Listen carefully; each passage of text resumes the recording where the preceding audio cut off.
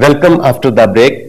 Break के बाद मैं दोबारा आपको इस प्रोग्राम में खुश आमदीद कहता हूं। मुमकिन है हमारे कुछ व्यूअर्स हमें इस स्टेज के ऊपर जो है वो ज्वाइन कर रहे हो।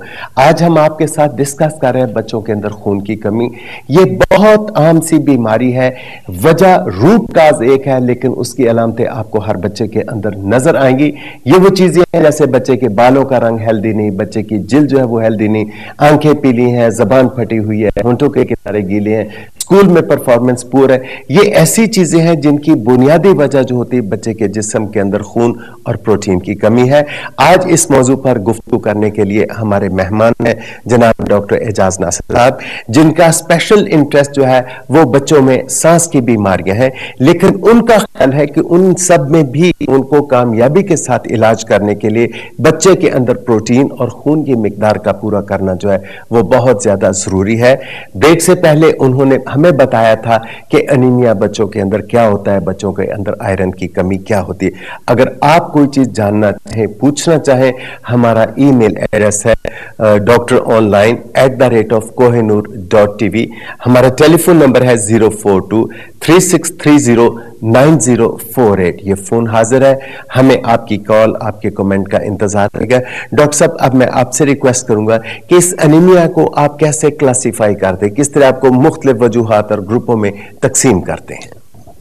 जी डॉक्टर साहब, इससे पहले कि मैं ये बताऊं, जैसे मैं चूंकि वो पहले माँ के दूध की अहमियत का मैं जिक्र कर रहा था आपके साथ, उसको थोड़ा सा मैं दो उसमें सेंटेंसेस ऐड करना चाहता हूं जो कि बड़े जरूरी हैं। एक तो ये कि माँ को हमें एक एजुकेशन कैंपेन, इसे हम कहेंगे, जो जरूरी है कि बच्चों को फीड करें। एक तो ये होगा कि बहुत सारी आयरन की कमियां वो पूरी हो जाएंगी। नंबर दो, ये जो हमारे आबादी बढ़ रही है, वो 2 साल के लिए दूध पिलाएंगे उसे, तो उसमें वक्फा आएगा आबादी का। तो ये बड़ा इंपॉर्टेंट है कि बच्चों में चूंकि वक्फा प्रॉपर नहीं होता तो लुक आफ्टर उसे प्रॉपर नहीं कर पाते। वो भी इसकी एक जो ओवर बर्डन कह लें माओ का और पेरेंट्स का, वो भी एक काज बन सकती है। डॉक्टर साहब, आपकी इजाजत से कॉल ले लें।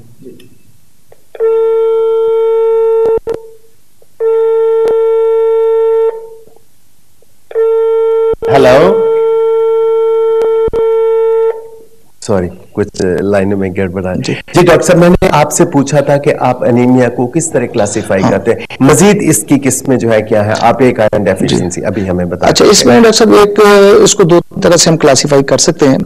पहले तो एक परनीशियस एनीमिया होता है जिसमें कि B12 विटामिन B12 की मेन कमी होती है।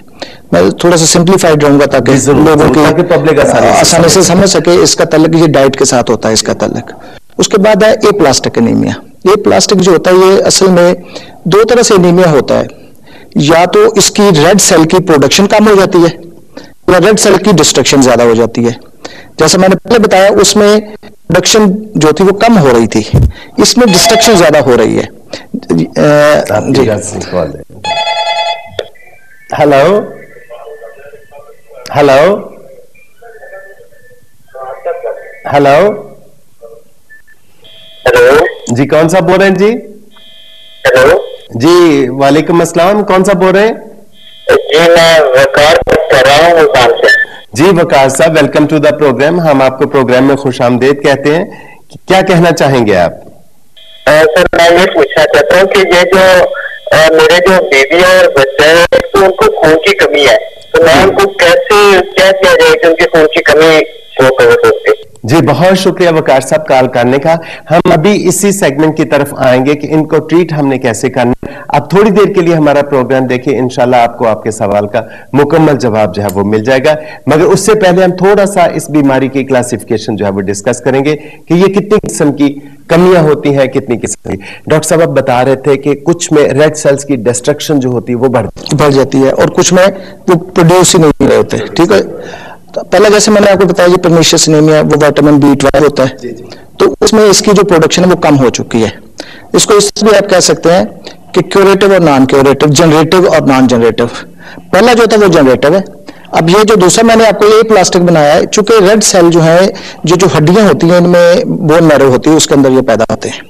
ठीक है। इस जो मैं आपको ए प्लास्टिक बनाया तो उसमें ये रेड सेल की प्रोडक्शन किसी वजह से ऑटोइम्यून सिस्टम उसका खराब हो गया है, या कोई बंदे किसी बीमारी की वजह से, क्रॉनिक इलनेस की वजह से वो सप्रेस हो गया है, वो उससे हो सकता है, या कोई उसको ऐसी ट्रीटमेंट दी गई है लेट से जैसे कीमोथेरेपी दी जाती है या कोई इस तरह वो चीज है, उससे ये सप्रेस हो जाता है, तो वो ए प्लास्टिक एनीमिया आ जाता है। उसके बाद जो अगली इसी है किस्म वो है sickle cell anaemia. Sickle cell anaemia आपने जैसे सुना है कि वो आंख से निकले हुए आंसू जो होते हैं वो समुद्र में हावी हो जाते हैं, तो इसमें भी टीयर ड्रॉप ब्लड शेप जो होती है ना, वो रेड सेल जो होता है वो एब्नॉर्मल शक्ल बिगड़ जाती है, द्रांति की तरह, लेकिन एब्नॉर्मल होते हैं, वो डिफरेंट हो सकते हैं। बल्कि इसमें ये बड़ा है कि उससे टीयर ड्रॉप्स हो जाते हैं, ये एक टिपिकल टर्म है जो इसमें यूज करते हैं। तो वो जो टीयर ड्रॉप है इसमें ये वाला जो है वो इसमें पैदा हो जाता है। उसके बाद हीमोलाइटिक है। अब हीमोलाइटिक जैसे मैंने बताया है कि ये खुद एक्सपेरिमेंट कर रहा है काज को कि उसमें डिस्ट्रक्शन ज्यादा हो रही है, हेमोलिसिस आपके जिस्म की कोई ऐसी चीजें, हार्मोन्स या कोई ऐसी चीजें जो खुद आपके खिलाफ हो जाते हैं और वो उसमें रेड सेल ज्यादा टूटने शुरू हो जाते हैं, उसमें ऑटोइम्यून डिजीज है जो कि वो इसका काज बन। ये तो एक क्लासिफिकेशन है। दूसरी है साइज के हिसाब से, जैसे माइक्रोसाइटिक है। माइक्रोसाइटिक जो है ये आयरन डेफिशिएंसी की, ये उनके जो उन्होंने क्वेश्चन पूछा ना, अब उनके लिए ये आसानी हो जाएगी, अगर वो हमारी क्लासिफिकेशन को सुने तो उनके लिए आसानी हो जाएगी, डेफिनेटली सुन रहे हैं, क्योंकि जो भी कोई एनीमिया है उसकी बुनियादी काज को दूर करना जरूरी है।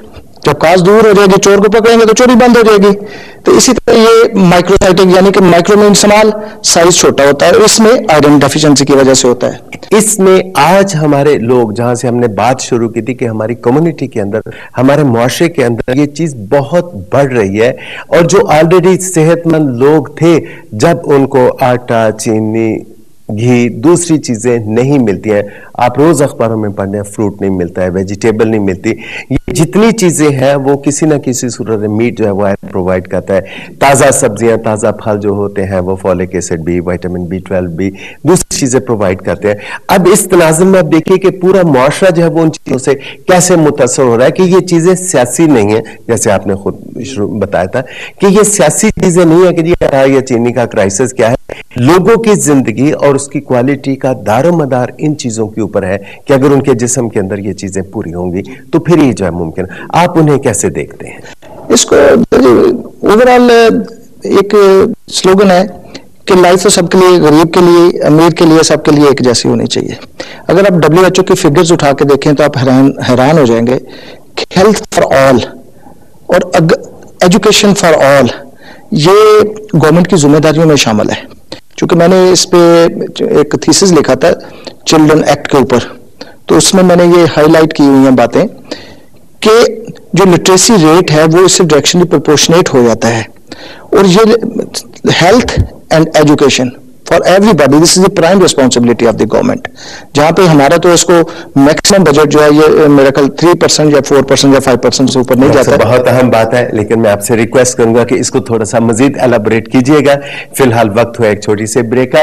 व्यूअर्स, डॉक्टर साहब ने अभी WHO की डेफिनेशन जो है या उनके क्राइटेरिया जो आपके सामने बयान की है कि हेल्थ फॉर ऑल, सब लोगों को जो है वो सेहतमंद होना चाहिए, तालीम जो है वो सब लोगों के लिए होनी चाहिए। हम उसको किस तरह ये सारी चीजें मुमकिन बना सकते हैं, हेल्थ में कम से कम हम किस तरह उसको बेहतर कर सकते हैं, ये चीजें हम आपके साथ डिस्कस करेंगे। फिलहाल वक्त हो एक छोटे से ब्रेक का। ब्रेक के बाद हम आपके साथ दोबारा मिलेंगे। Stay tuned with us.